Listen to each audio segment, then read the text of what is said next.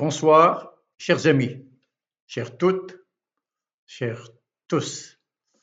Bienvenue sur ma chaîne Culture Média Algérie. Nous sommes dans le café de l'au-delà. Le café est plongé dans une lumière tamisée. Les personnages sont assis autour d'une table ronde. Chacun tient une tasse fumante.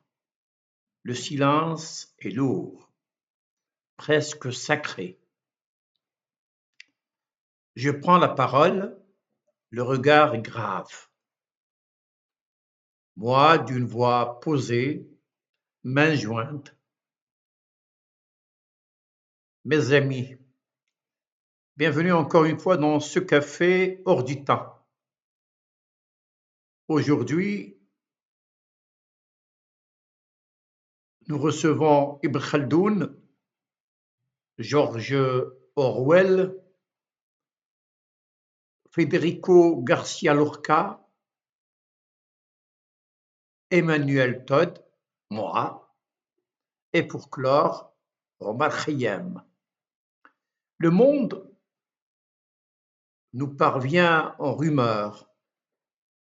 Bombardement contre l'Iran, menace nucléaire, surveillance totale. Le café devient tribunal. Parlons de ce monde qui court vers sa perte. Ibn Khaldoun se redresse. Son regard est pénétrant. Ses mains tremblent, légèrement comme s'il portait le poids des siècles. J'ai entendu dire que l'on frappe sans distinction des populations qu'on prétend aimer. Dans le Muqaddimah, j'ai montré que seule la Asabiya, la solidarité des tribus, pouvait sauver les sociétés. Mais aujourd'hui, cette société est brisée. Les hommes ne sont plus des êtres humains, mais des numéros. Todd, pensif, le front appuyé sur sa main, parle avec lenteur, comme s'il pesait chaque mot. Désormais, on ne parle plus de tribus, mais de nations et de territoires. J'avais prévu le démantèlement de l'Union soviétique. Mon cher Ibn Khaldoun, c'est une nation nouvelle que vous ne connaissiez pas et que vous ne pouviez pas connaître. Elle est apparue juste après la révolution d'octobre 1917. Aujourd'hui, l'Europe suit aveuglément l'Amérique, malgré ses humiliations par Trump. Elle n'a pas saisi sa chance d'être autonome. Le monde est trop sûr, trop peu sûr. Il y a risque de fin du monde. Orwell, cigarette entre les doigts, le regard fixe, parle avec une intensité presque prophétique. Dans La ferme des animaux et 1984, j'avais prévu cela. J'ai toujours été contre les totalitarismes, nazis, staliniens, fascistes, contre le colonialisme et l'impérialisme britannique.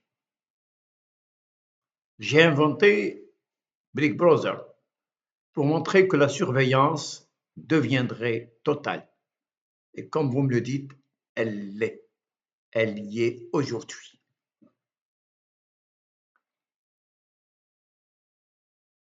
Si tous les autres acceptaient le mensonge, alors le mensonge devenait vérité. Et le mensonge est aujourd'hui vérité. Je l'ai dit. Souvenez-vous de ce que je disais. Aujourd'hui, dans des temps de tromperie généralisée, dire la vérité est un acte révolutionnaire, n'est-ce pas? Si vous voulez une image de l'avenir, imaginez une botte écrasant un visage humain éternellement. Et c'est la fin du monde. On y est, n'est-ce pas?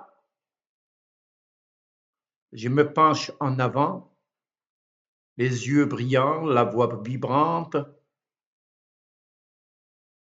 Oui, Orwell. Monsieur Orwell. Aujourd'hui, il n'y a plus de citoyens mais des sujets. Tout le monde est surveillé pour les intérêts d'une minorité. La démocratie est morte, bien morte.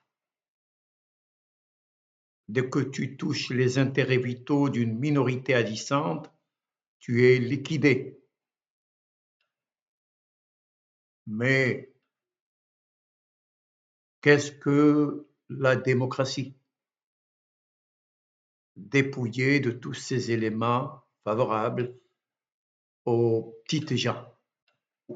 Orwell écrase sa cigarette, le ton dur.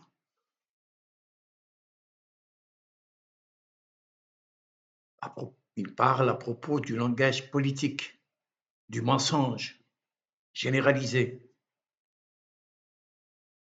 Le langage politique est conçu pour faire passer le mensonge comme vérité, l'assassinat comme respectable. Nous y sommes, n'est-ce pas? Le discours politique est destiné à donner au mensonge l'accent de la vérité, à rendre le meurtre respectable et à donner l'apparence de la solidarité à un simple courant d'air. Je l'ai écrit, vous l'avez lu. Je l'ai écrit donc bien avant. Todd, les bras croisés, secoue la tête. C'est ce qui se passe aujourd'hui. Les grandes entreprises et la technologie surveillent et punissent les sujets au profit du capital. Rendre meilleur le monde et rien de plus, voilà pourquoi, disais-tu, conviendrait-il de dissocier le socialisme de l'utopie? Et vous avez raison, monsieur Orwell. Ibn Khaldoun ferme les yeux comme s'il revoyait les ruines des empires passés. J'avais prévu la déliquescence des États dans les situations de peur et de forte répression. L'histoire se répète, n'est-ce pas? Orwell, le regard sombre, presque halluciné. Hitler n'est que le spectre de notre propre passé et peut-être de notre futur. Il représente le prolongement de nos propres méthodes. Vous savez, j'ai compris cela en lisant un roman que j'aime énormément, Ulysse de Joyce. La littérature nous avertit. Lorca, les mains tremblantes, la voix chargée d'émotion. Moi, j'ai vécu le franquisme. Le fascisme est un mal intégral, comme le colonialisme. Les indifférents sont les plus dangereux. Leur silence nourrit la barbarie. Avec Orwell, Hemingway, Machado, nous avons connu ce que c'est que le fascisme et comment naît le fascisme. et comment en 1932 en Allemagne, et bien avant, avec le colonialisme, que ce soit allemand en Namibie, dont on ne parle plus aujourd'hui, ou le colonialisme français, l'impérialisme américain, et aussi le stalinisme, bien entendu. J'ai vu des poètes, des paysans, des enfants écrasés par la botte. Et pourtant, l'indifférence persistait. Je hoche la tête, le regard tourné vers Lorca. Oui, Lorca, le colonialisme est un mal intégral. Je l'ai vécu, nous l'avons vécu dans notre chair en Algérie. Aujourd'hui, il se déguise en démocratie, mais il n'est que domination. Todd, le ton froid, presque clinique. Les élus n'ont plus de poids. Le pouvoir est unique, exécutif, à la main d'un groupe, d'un petit groupe, sans contrepoids. La pluralité est une illusion. Ibn Khaldoun le doigt levé comme un professeur. Exactement. Dans tout système, l'idée de pluralité des pouvoirs est une illusion. Souvent, un seul pouvoir existe, l'exécutif. Orwell, voix grave, presque théâtrale. Big Brother vous regarde. C'est ce qui sortait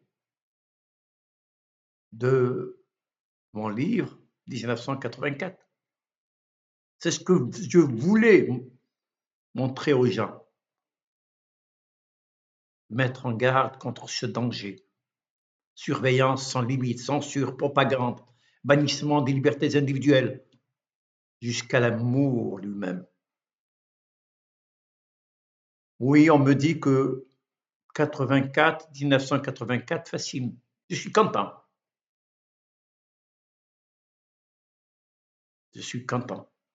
Il fascine peut-être par son aspect prémonitoire. J'étais sur le terrain. J'ai parlé, écrit à partir du terrain. Tous mes textes, mes romans, mes articles sentent, respirent la terre, les gens. Je me redresse, le temps accusateur. Brzezinski l'avait écrit dans le grand échiquier. Tout était prévu. Instrumentaliser la peur, créer la panique, sortir du droit.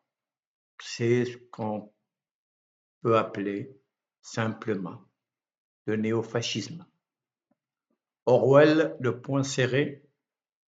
J'ai combattu le fascisme, le nazisme, le colonialisme, mais je savais que le monde irait vers l'autoritarisme. Contrairement à ce qu'on dit, la démocratie ne serait pas le moins mauvais système. C'est quoi le moins mauvais système? Ce sont ces gens-là